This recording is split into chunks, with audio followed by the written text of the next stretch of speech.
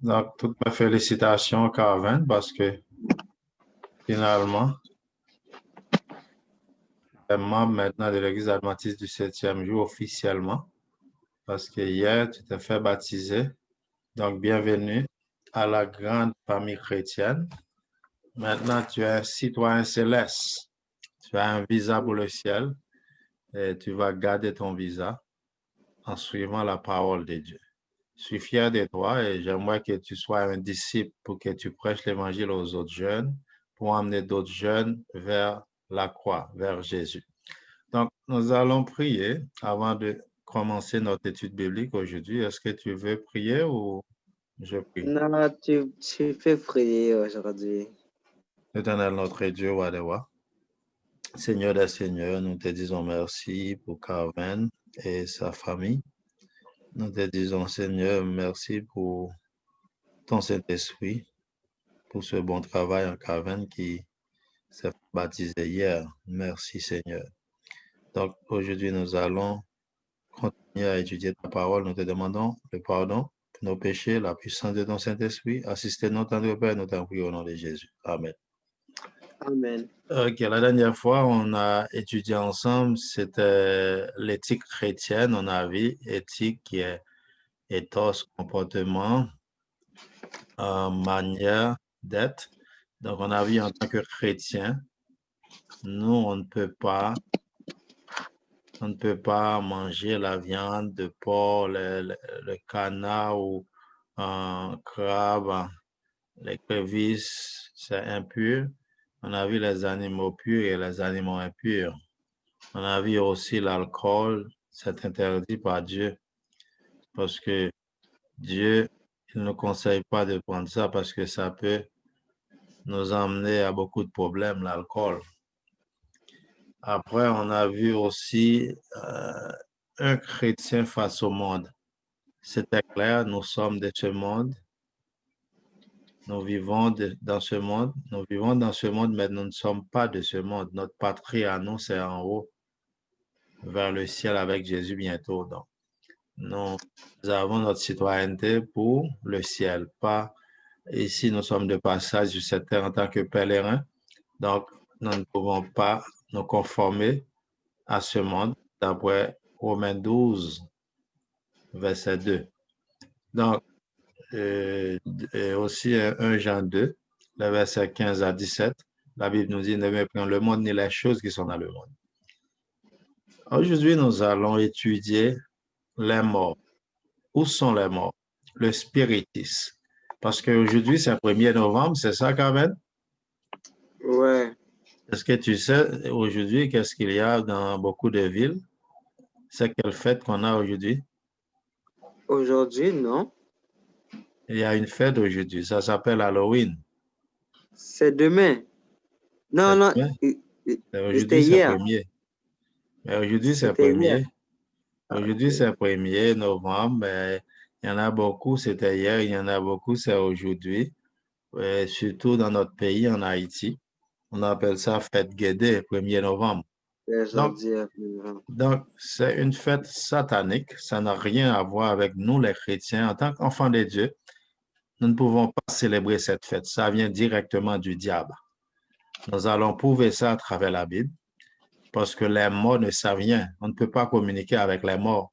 C'est une fête pour, en mémoire des morts. Donc, les morts ne peuvent pas nous communiquer. Donc, la Bible est très claire. Le diable, lui, c'est lui qui nous montre que, et il dit de son côté que oui, on peut communiquer avec nos grands-pères, nos parents, etc. Mais c'est vraiment un mensonge. C'est pas biblique.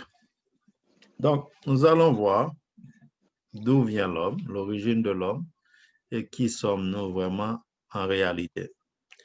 Donc, est-ce qu'un mort peut communiquer avec un humain? Nous allons commencer avec, premièrement, les hommes disent que l'homme est composé de 3 parties. On dit le corps, l'âme et l'esprit. Donc, dans Genèse chapitre 3, si nous voyons que les versets 17 à 19, la Bible nous dit que nous sommes poussière. Après le péché, Dieu dit que tu retourneras dans la poussière. Nous pouvons dire que le corps, c'est la matière, c'est la poussière. Jusqu'ici, ça va?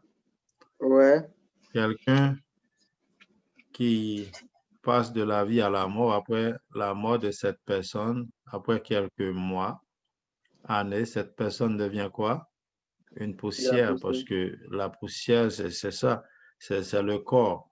Pour bien comprendre que nous sommes poussière, il faut aller dans Genèse chapitre 2, le verset 7. D'où venons-nous? Donc, Genèse chapitre 2, verset 7. Est-ce que tu peux lire Genèse 2, verset 7? Ok, ouais. L'Éternel Dieu forma l'homme de la poussière de la terre. Il souffla dans ses narines un souffle de vent, de vie, et l'homme devint Devient. un être vivant. OK. Pour avoir une personne, une âme, il y a des versions qui disent une âme vivante.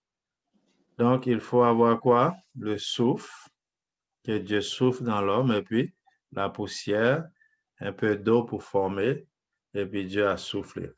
L'homme devient quoi? Une âme vivante ou une personne. Donc, le souffle, nous allons voir tantôt c'est quoi le souffle, parce que le diable, il enseigne beaucoup de choses. De son côté, avec ses agents, ils disent que lorsqu'on passe de la vie à la mort, on ne va pas vraiment, on n'est pas mort vraiment, notre âme est allée quelque part, ça peut être en enfer ou au paradis. Est-ce que tu crois en ça? Que quelqu'un qui passe à la mort, cette personne va en enfer ou au paradis? Est-ce que tu penses que c'est vrai quand même?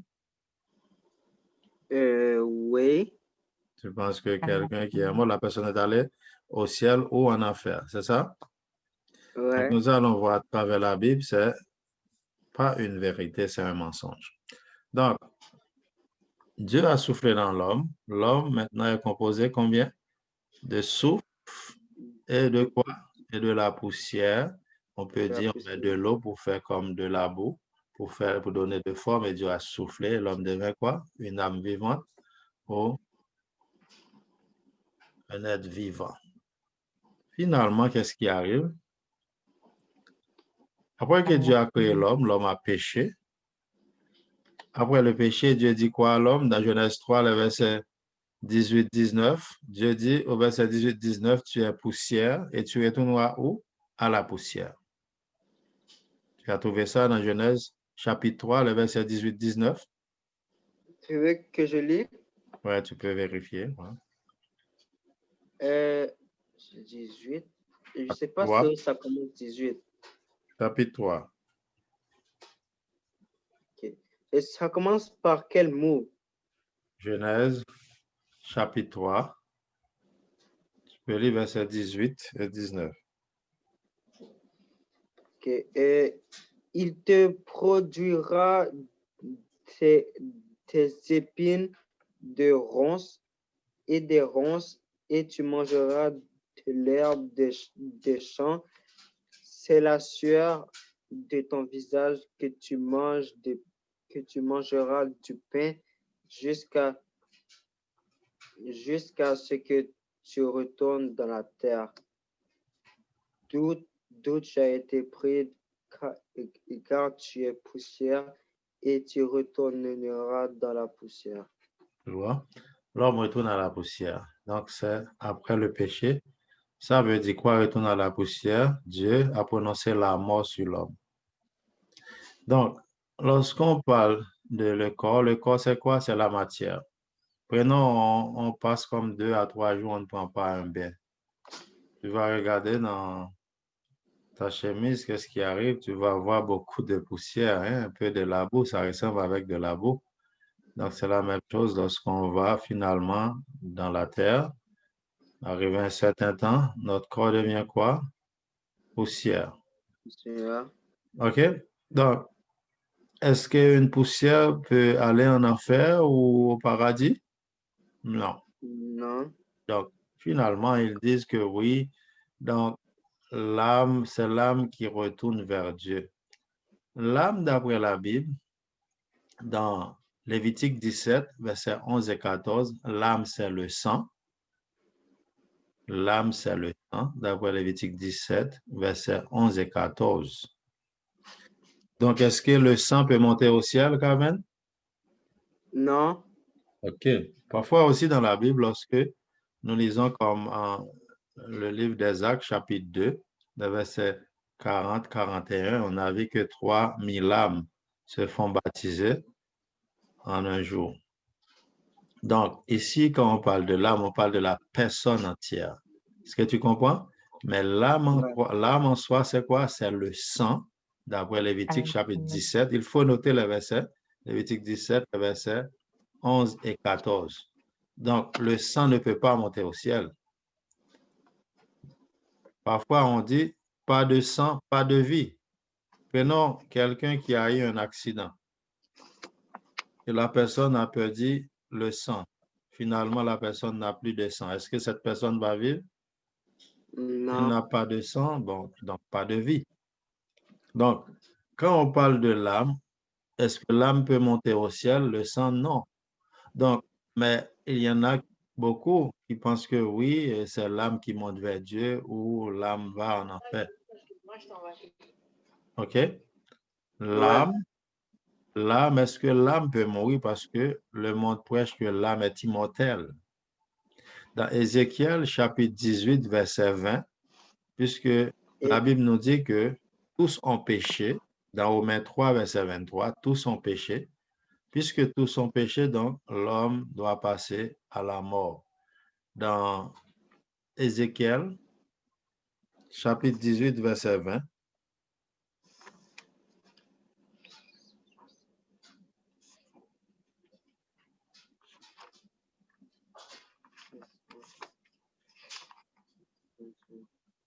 chapitre quoi?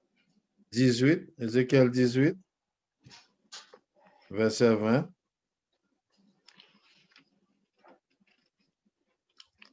Ézéchiel 18, verset 20. Ézéchiel 18, verset 20. OK. L'âme OK. qui pêche. L'âme qui pêche, c'est celle qui mourra. Le le Fils ne portera pas l'iniquité de son père, et le C'est bon. père ne portera pas l'iniquité de sa mère, C'est bon. de son fils. OK? Donc, au jour du jugement, Carmen, c'est toi qui vas rendre compte de ce que tu as fait sur terre. Donc, c'est bien, jusqu'ici, ça va. Tu es un enfant de Dieu, ça va aller bien pour toi au nom de Jésus. Il faut rester au pied de Jésus. Donc, l'âme qui pêche, c'est celle qui mourra. Puisque tous ont péché au Maître 23, donc l'âme, qu'est-ce qui arrive? L'âme passe à la mort. Ouais. Il n'y a pas un sur terre qui ne pêche pas. Tous les gens ont péché. OK? Donc, l'âme est mortelle. L'âme n'est pas immortelle, d'après ce qu'on vient de lire ici. L'âme est mortelle. Lorsqu'on parle de l'âme, le sang, ça ne peut pas monter au ciel. Il y en a un troisième groupe qui dit que oui, c'est l'esprit qui monte au ciel. Oui, ça, c'est biblique. Nous allons prouver le souffle que Dieu a mis dans Ecclésiaste chapitre 12, verset 7. Ecclésiaste chapitre 12, verset 7. Nous allons voir à la mort, le souffle, ça retourne vers Dieu. Le souffle, c'est quoi? C'est l'esprit. Nous allons voir ça. Ce que Dieu a soufflé, en hébreu, c'est ruach. En grec, qui est pneuma. Donc, Dieu a soufflé et l'homme devint un être vivant, dans Genèse 2, verset 7. Ça, Dieu prend ça à notre corps, ça retourne vers lui.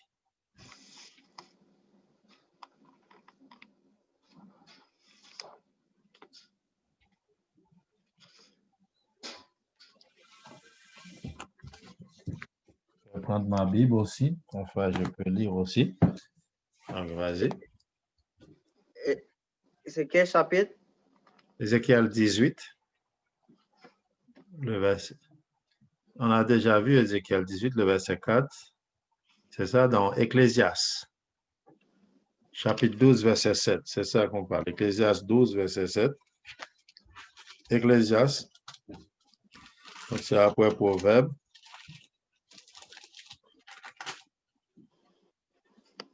Ok. Et ça commence par quoi? Au long de tout ce qui est élevé, au long des terreurs, des chemins. On va lire verset 9. Verset 9. Ecclésias 12, verset 9. On peut lire le verset 9. Ok, ok. Avant que la poussière retourne à la terre comme elle y était, et que l'esprit retourne à Dieu qui l'a donné. C'est très clair ici, hein? C'est bon. Ici, ça dit, avant que la poussière retourne à la terre. Tu te souviens, la poussière, c'est quoi? C'est le corps, C'est c'est le la corps, matière. ouais. Avant même que le corps retourne à la terre, qu'est-ce qui arrive? Le souffle retourne vers Dieu. Prenons qu'avant, tu ne peux pas respirer. Je garde le souffle, tu ne peux pas respirer. Pendant 15-20 minutes, qu'est-ce qui va arriver? Je vais mourir. Tu vas mourir. Pas même 30 minutes, là, tu ne peux pas respirer, tu vas mourir. On respire pour vivre. Ouais. Peut-être tu peux prendre 30 minutes, tu vas pas dépasser 30-35 minutes. Tu ne peux pas. Prenons, tu vas sous l'eau, tu ne peux pas respirer, tu ne peux pas rester 30 minutes sous l'eau. Tu comprends? Il faut remonter pour Ouais. respirer. Nous ne sommes pas des poissons. Ouais. Donc, on a besoin de l'air. Si tu ne trouves pas de l'air pour respirer, donc, qu'est-ce qui va arriver si tu ne peux pas respirer? Pas de souffle, tu ne peux pas respirer. Donc, tu vas mourir. Donc, qu'est-ce qui arrive à la mort? L'esprit, qui est le souffle, ça retourne vers Dieu. OK? La Bible nous dit dans Job 32, verset 8, l'esprit, c'est le souffle. L'esprit retourne vers Dieu. C'est ça qu'on vient de lire ici. Dans Job 32, on va retourner en arrière. Job, avant le livre des Psaumes. Job 32.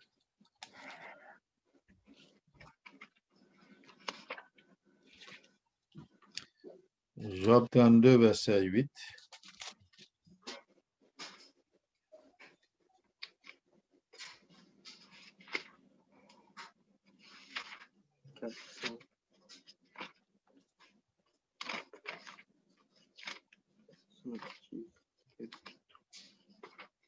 J'entends. C'est Job chapitre 30 quoi? Job 32, verset 8. Job 32. Si tu as la version Louis II, c'est à la page 548.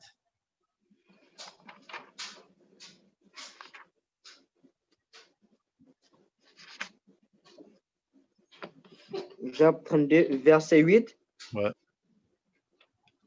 Je lis, ok. Mais en réalité, dans l'homme, c'est l'esprit, le souffle du Tout-Puissant qui donne l'intelligence. OK. Donc, qu'est-ce que l'esprit, d'après ce que tu viens de lire, l'esprit, c'est quoi? C'est le L'esprit, souffle. le souffle du OK? Tout-Puissant. À la mort, ça retourne vers Dieu. Ça n'a pas de pouvoir. Ça ne peut pas communiquer avec nous. OK? Donc, on a vu le corps qui est la matière, l'âme qui est le sang, et l'esprit qui est quoi? Le souffle. Donc, qu'est-ce qui arrive exactement avec l'homme?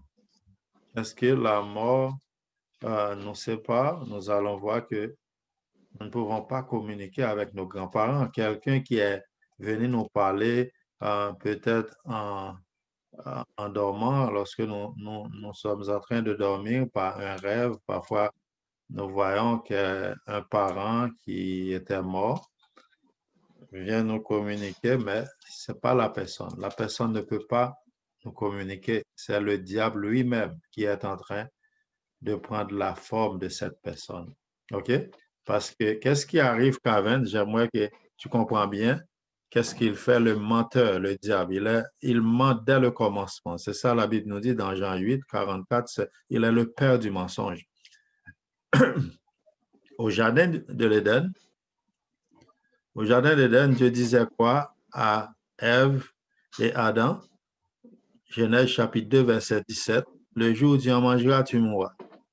Le diable, lui, il dit, c'est pas vrai, tu ne mourras pas. Genèse 3, verset 1 à 4. Donc, finalement, pour montrer que lorsqu'on passe de la vie à la mort, on peut communiquer à nos proches, le diable, il va prendre la forme de la personne. Est-ce que tu comprends bien ce que je dis, Carmen? Ouais. Mais ce n'est pas la personne. La personne, prenons moi, ma mère, qui m'aimait beaucoup. Où est ma mère maintenant? Elle dort. La Bible nous donne cet exemple de Lazare. Prenons l'exemple de Lazare. Lazare, dans Jean chapitre 11, Lazare était où? Lazare passait de la vie à la mort pendant 4 jours. Lazare était où? Dans la tombe. Jésus, quand tu as du temps, tu peux lire le chapitre 11 du livre de Jean. Il faut noter, hein, Carmen, est-ce que tu as noté le verset? Ouais, j'ai noté. OK, il faut mettre à lire Jean chapitre 11, l'histoire de Lazare. La Bible compare la mort comme un sommeil. La mort, c'est un sommeil. Quand on a appelé Jésus pour dire que Lazare mort, Jésus disait aux disciples et aux amis, aux familles de Lazare, Lazare, notre ami, dort. La mort, c'est un sommeil pour nous, les chrétiens, les enfants de Dieu, parce que à la résurrection, au retour de Jésus, qu'est-ce qui arrive? Dieu va nous réveiller, Dieu va nous ressusciter pour aller au ciel avec lui. Donc, pendant 7 ans, Lazare n'était pas au ciel. Prenons, Carven, tu es Lazare. OK? Ouais. Tu meurs et puis tu vas directement au ciel. Jésus est en train de t'appeler, dit, Carven, viens sur cette terre, descends sur cette terre. Qu'est-ce que tu allais dire à Jésus? Tu allais retourner sur cette terre, coronavirus, toutes sortes de problèmes sur cette terre, les factures, hein, les Non, maladies, les méchants qui nous entourent. Hein? Tu allais retourner sur cette terre, tu étais en train de fêter dans le paradis. non. Qu'est-ce que tu allais dire à Jésus? Tu allais dire non, je ne vais pas retourner sur cette terre. Lazare, il n'était pas au ciel, il était dans sa tombe. Est-ce que c'est clair? Ouais. Sinon, Lazare allait écrire un livre pour dire, ah, moi, j'étais au ciel. On allait avoir un livre dans la Bible qui s'appelle le livre de Lazare, pour témoignage de Lazare. Tu comprends? Oui. Donc, c'est le diable qui nous prêche que les morts peuvent nous communiquer. Donc, allons dans Ecclésiaste, chapitre 9. Ecclésiaste, chapitre 9, les versets 4 à 7. Ecclésiaste, tu te souviens d'Ecclésiaste, hein? Ouais. Après Proverbe, Somme, Proverbe, Ecclésiaste. Ecclésiaste, chapitre 9. Ça, c'est un verset clé aussi, parce qu'il y en a beaucoup des pasteurs qui prêchent cette personne, il est au ciel maintenant avec Jésus, lorsqu'on est en train de célébrer un funérail. Donc, il prêche que Ecclésiaste, cette chapitre personne, quoi? Ecclésiaste, chapitre 9, les versets 4 à 7. Ces pasteurs, lorsqu'on les paye, on leur donne beaucoup de l'argent, ils prêchent que oui, cette personne est au ciel maintenant avec Jésus. Si cette personne est déjà au ciel, pourquoi il va avoir une résurrection au retour de Jésus? C'est un mensonge. C'est 100% mensonge. Ça vient directement du diable. OK? Donc, dans Ecclésiaste chapitre 9, nous allons prouver ça encore avec des versets bibliques que les morts ne savent rien. Ecclésiaste chapitre 9, je vais chercher si je trouve. Tu as trouvé? Ouais. Ecclésiaste, chapitre 9, verset quoi? Les versets 4 à 7. Qu'est-ce qu'il y a d'écrit? Ok. Vas-y. Car qui t'est Non, accepté? tu n'es pas là-dedans. Ecclésiaste 9, les versets 4 à 7. Louis II, c'est la page 672. Page 672. Mais ouais, je l'ai, je suis là-dedans. Ecclésiaste. Ecclésiaste Ouais, 9. ouais, je suis là-dedans. OK, verset 4. Pour tous ceux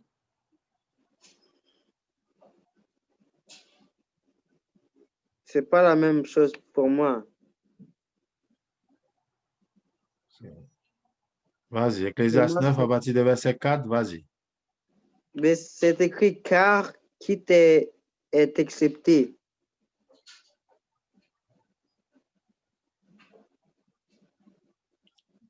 Est-ce que tu as un Bible Louis II, c'est ça? Je me souviens que je t'avais donné un Bible Louis II, c'est ça? Je sais pas là. À quelle page tu as? Quelle page? Je suis à page 550. Ah, OK. Donc, je vais lire quand même, mais notez ça. Ecclésiaste 9, les versets 4 à 7. Là, je ne pense pas que tu as Ecclésiaste 9, les versets 4 à 7. Ecclésiaste 9, 4 à 7. Peut-être tu es dans le chapitre 8, toi. Non, je suis bien en 9. Ecclésiaste 9, 9. les versets 4 à 7. Tu peux arrêter 4 à 6. On va aller jusqu'à 4 à 6. OK? Ok, ouais. Écoute, écoute ce que dit la parole de Dieu. Pour tous ceux qui vivent, il y a de l'espérance, et même un chien vivant vaut mieux qu'un lion mort. Les vivants, en effet, savent qu'ils mourront, mais les morts ne savent rien. Il n'y a pour eux plus de salaire, puisque leur mémoire est oubliée, et leur amour et leur haine et leur envie ont déjà péri, et ils n'auront plus jamais aucune part à tous ceux qui se font sous le soleil. Les morts ne savent rien, c'est ça qu'on vient de lire ici. Prenons, moi, j'ai détesté quelqu'un qui m'a fait du mal, et puis finalement, je passe de la vie à la mort. Là, j'ai beaucoup de pouvoir, je suis quelque part, je peux communiquer aux gens.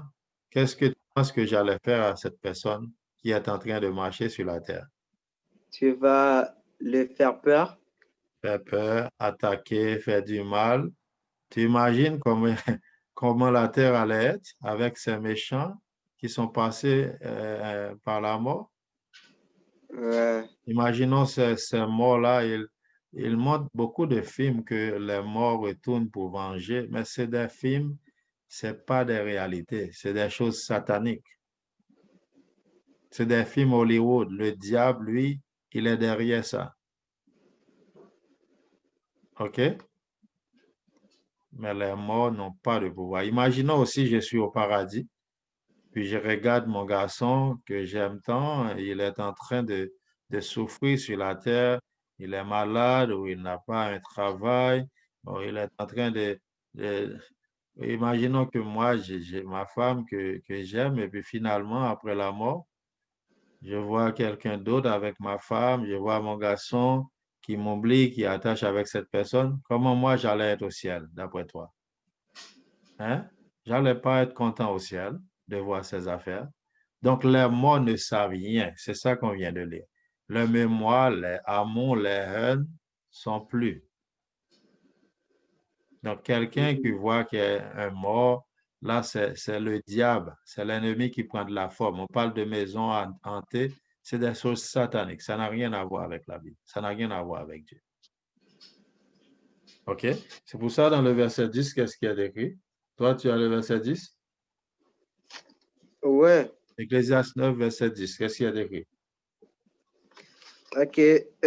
Tout tout ce que ta main trouve à faire avec ta force, fais-le, car il, il n'y a ni œuvre, ni pensée, ni science, ni sagesse dans le séjour des morts où tu vas.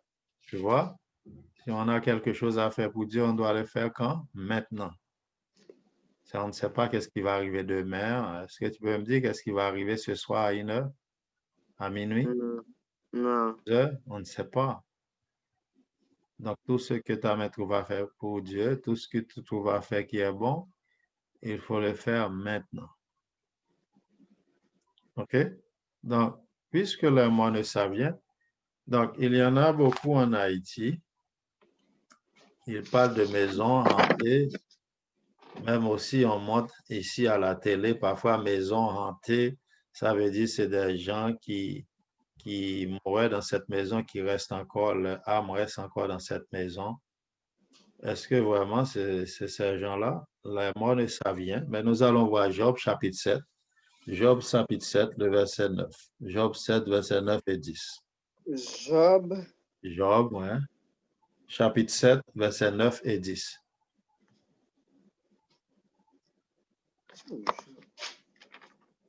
Chez nous, ils emmènent du café, des fleurs pour les morts à chaque année. Et quand la personne était vivante, ils ne voulaient même pas amener des fleurs à cette personne, hein. ouais.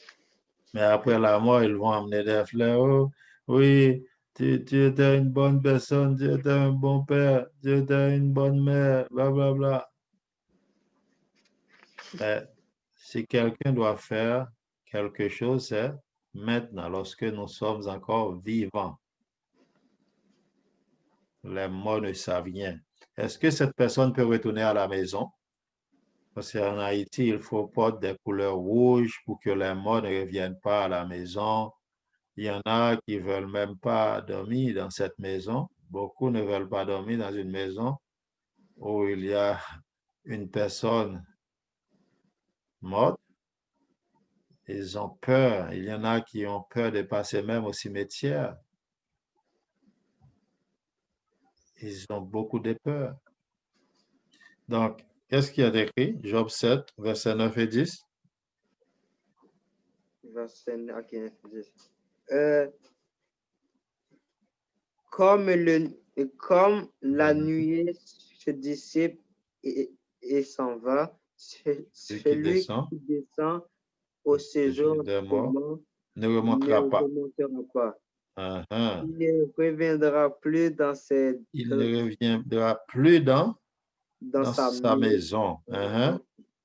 et le Et les lieu lieux, qu'il qu'il habitait ne le reconnaîtrait plus. que tu vois, les lieux qu'il habitait ne le reconnaîtra plus. C'est clair. Cette personne ne peut pas retourner à la maison. Si on a zombifié la personne, ça, c'est les gens qui ne sont pas en Jésus-Christ. Mais là, puisque c'est un zombie, on a zombifié quelqu'un après, oui, personne ne peut retourner à la maison. Mais quand c'est Dieu qui prend le souffle de cette personne ne peut pas retourner à la maison.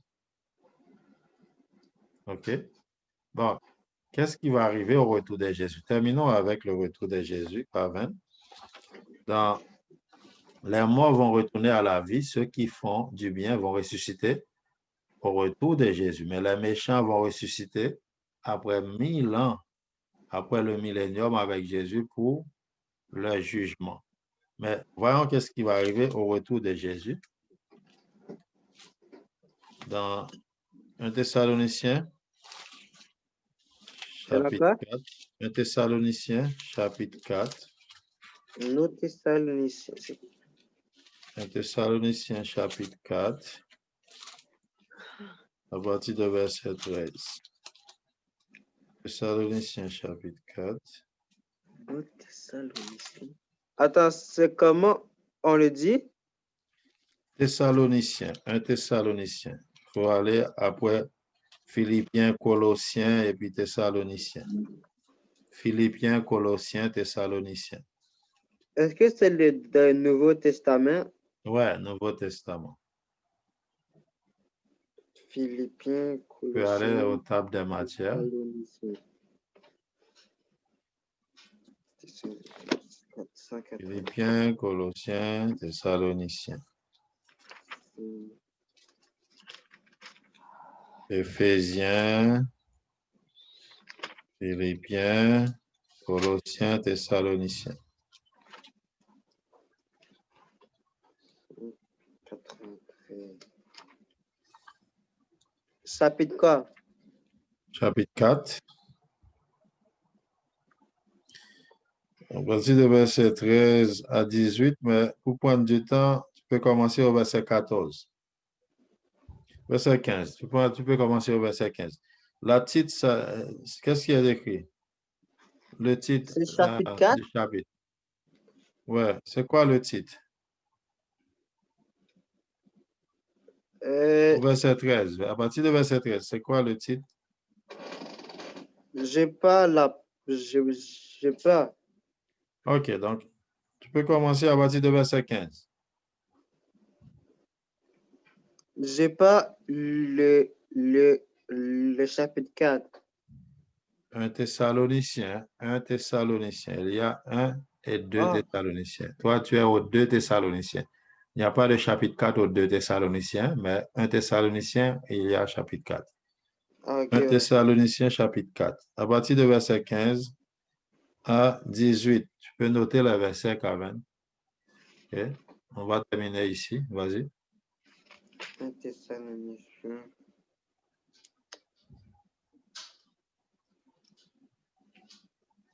Ah, Un Thessaloniciens, chapitre 4. Vas-y, à partir de verset 15. ok, verset 15. Ok, voici en effet ce que nous vous déclarons d'après la parole du Seigneur. Nous, les vivants, restés pour l'avènement du Seigneur, nous ne dévancerons pas ceux qui sont morts. Vas-y, jusqu'au 18. Vas-y. Ok, et nous ne dévancerons pas ceux qui sont morts, car le Seigneur lui-même a un signal Donné donné à la voix d'un archange et au son de la trompette de Dieu, descendra du ciel. Descendra du ciel et, Les et les morts morts en en Christ Christ ressusciteront premièrement. Tu premièrement. vois, les morts en Christ ressusciteront premièrement au retour de Jésus. Hein, vas-y. Verset 17. Euh, Que nous les et vivons. Et ensuite, nous les ensuite, vivons. nous, les vivants qui serons restés, nous serons tous ensemble enlevés avec eux sur des nuées à la rencontre du Seigneur dans les airs. Et ainsi, nous serons toujours avec le Seigneur, qu'on se levait donc les uns Donc, les uns les les autres par ces paroles. autres. OK. Ici, c'est très clair, pas même besoin de faire des commentaires. Donc, c'est au retour de Jésus, les morts qui se ressusciteront premièrement. Les morts ne sont pas au ciel maintenant. Il y a juste trois personnes, la Bible nous dit, qui sont au ciel. Il y a Enoch.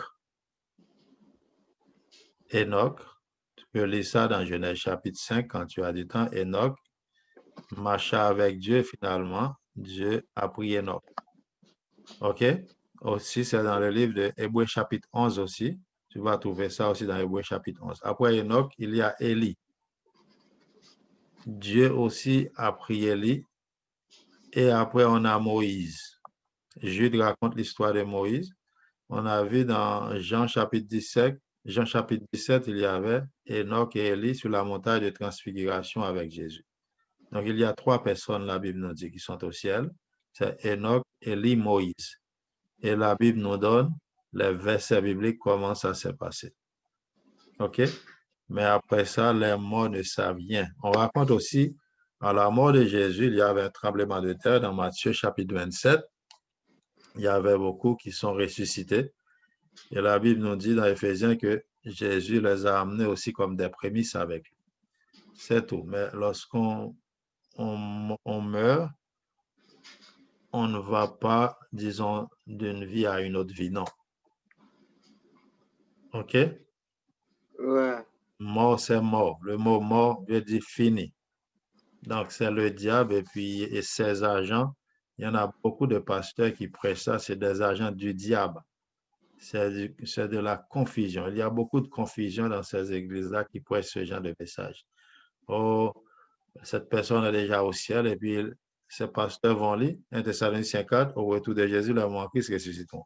S'ils sont déjà au ciel, comment est-ce qu'au retour de Jésus, Jésus va leur dire, écoute, retournez sur la terre? Ça n'a pas de sens. Donc, as-tu des questions? Que c'est clair pour toi? Ouais, c'est clair. Donc, si tu vois dans un film, on montre les morts, ça c'est des choses Hollywood avec l'agent du diable. C'est l'ennemi qui est derrière ça. Il y a beaucoup de films, on enseigne les morts ne sont pas morts, ils sont quelque part, on parle de incarnation, la personne peut incarner pour devenir un animal ou un autre enfant, la personne va retourner sur terre après un nombre d'années. Il y a beaucoup de religions qui enseignent cette affaire. OK? Donc, il y en Ouais. a qui croient ça, mais ça n'a rien à voir avec Dieu. C'est le diable qui est derrière ça. C'est le premier mensonge que l'ennemi a donné à nos grands-parents au Jardin d'Éden. Donc, il est le père du mensonge et lui, il arrange bien pour communiquer avec les gens et les gens pensent que c'est leurs grands-parents. Tout ce que tu as à faire, si tu vois quelqu'un qui est mort dans un rêve, juste citer le nom de Jésus. Cette personne va disparaître dans une seconde parce qu'il y a une puissance dans le nom de Jésus. C'est le diable qui est en train de faire des choses, ces choses. OK, donc nous allons prier. Carmen, si tu n'as pas de questions, on va étudier. Dimanche prochain, on va continuer notre étude. OK? Ouais. Nous allons prier. Tu veux prier cette fois-ci? Tu veux que je prie à nouveau? Tu fais prêt à nouveau. Prochaine fois, préparer, il faut préparer une prière, Carmen. Il faut prier aussi, hein? Prier, Ouais. c'est pas, tu n'as pas besoin de dire beaucoup de choses. Je vais faire une courte prière maintenant. OK?